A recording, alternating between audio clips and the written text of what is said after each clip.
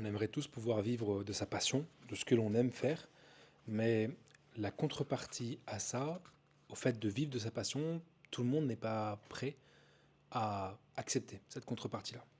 La vérité, c'est que tu vas échouer, ça va être dur, tu vas devoir travailler énormément pour pouvoir sortir un petit peu d'un schéma où tu vas potentiellement faire un métier qui ne te plaît pas.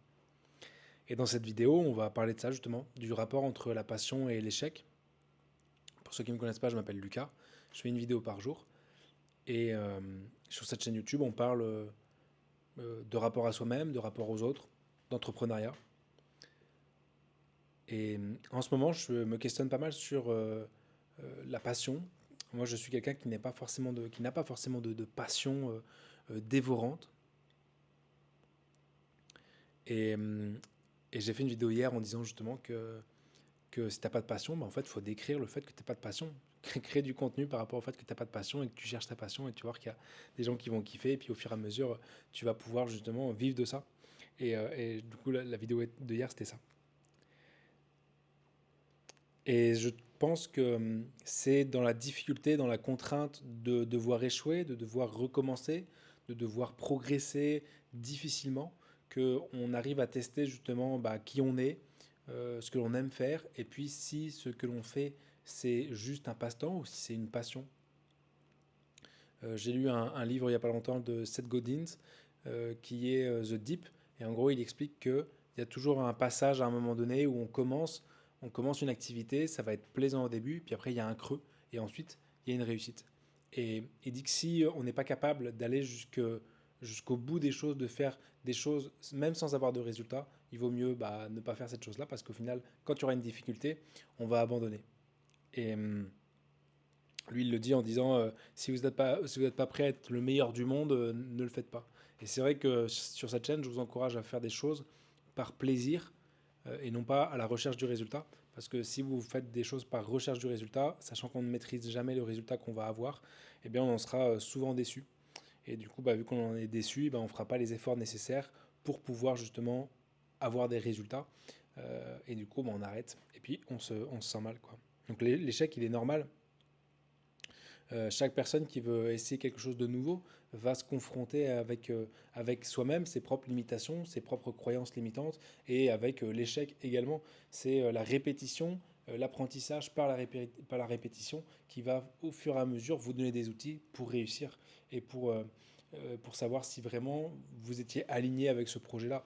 Et j'ai lancé plein de projets, certains ont réussi, d'autres n'ont pas marché, et c'est vrai que si c'est pas aligné avec qui tu es, il y a très peu de chances que ça fonctionne. Parce qu'en fait, réussir un projet, que ce soit relationnel, professionnel, c'est pas évident, c'est pas facile. Et ça demande beaucoup de travail, beaucoup d'efforts, beaucoup de temps, de sacrifices. Et du coup, ça, si on n'est pas aligné avec le fait de faire ces sacrifices, faire ces efforts, donner ce temps, cette énergie, on va arrêter de le faire. C'est pour ça qu'il faut vraiment que les projets, ça vienne de vous, soient vraiment alignés, parce que sinon, vous arrêterez de les faire et puis vous passerez encore à autre chose, quoi.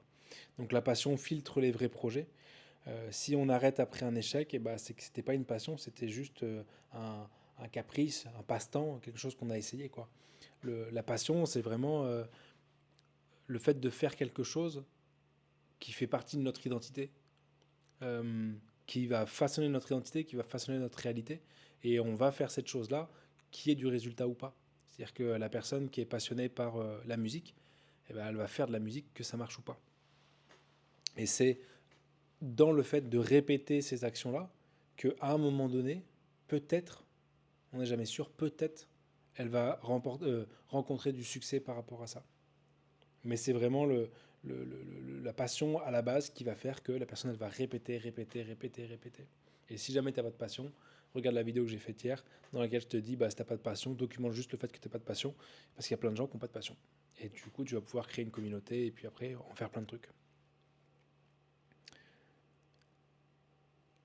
Du coup, l'échec, c'est une preuve que c'était pas complètement aligné. Ce que tu as fait, c'était pas complètement aligné avec qui tu es, avec ta personnalité, tes valeurs, tes forces. Parce que Si c'est un échec et que derrière tu abandonnes, ça veut dire que ça ne te tenait pas suffisamment à cœur. Parce que les choses qui te tiennent à cœur pour de vrai, tu vas avoir des échecs, forcément. Mais ces échecs-là, ils ne seront pas suffisants pour te faire arrêter, pour te faire abandonner. Et on entend souvent dans l'entrepreneuriat des gens qui disent le seul moyen d'échouer, d'échouer, c'est d'abandonner. Oui, effectivement. Et on abandonne quand c'est pas aligné, quand c'est pas un truc qui nous passionne, quand on n'a pas la foi pour une foi presque irréalisable, irréaliste, de faire les efforts en continu, de manière récurrente, pour pouvoir avoir du résultat à un moment donné. Donc, ne vois pas tes échecs, tes anciens échecs, tes échecs actuels ou tes futurs échecs comme des choses stériles. Ils t'apprennent, finalement, ils t'apprennent plus sur toi, ils t'apprennent à être plus aiguisé par rapport à qui tu es, tes forces, ce que tu veux faire, ce qui te passionne, ce que tu as envie ce que tu n'as pas envie de faire. Chaque échec t'aide à mieux comprendre la verticale qui est faite pour toi. Ce qui correspond exactement à qui tu es, à ce que tu veux faire. Chaque échec enlève un petit peu de ce brouillard. Quand je me rappelle, quand j'étais gosse, je jouais à un jeu qui s'appelait Age of Empire. Et il y avait une carte. Et sur cette carte, il y avait du brouillard. Et tant que tu n'avais pas exploré l'endroit de la carte, le brouillard, tu ne pouvais pas voir ce qu'il y avait. Quand tu avais ton petit bonhomme ou ton unité et que tu allais voir ce qu'il y avait dans la carte, le brouillard s'enlevait. Et en fait, c'est ça. Chaque échec va enlever un petit peu de brouillard. Et à la fin, tu auras une carte précise de ce que tu aimes faire, pourquoi tu le fais, pour qui tu le fais, comment tu le fais. Et ce sera beaucoup plus facile de faire un projet avec cette carte-là qui sera complète, quoi. Donc les échecs, finalement, nous apprennent aussi pas mal sur nous-mêmes. Voilà pour cette vidéo. Si tu as liké, si tu as kiffé la vidéo, je te laisse t'abonner à la chaîne. Je fais une vidéo par jour. Commenter si jamais tu as des échecs qui t'ont appris des choses. Et puis on se voit demain pour une nouvelle vidéo. Ciao!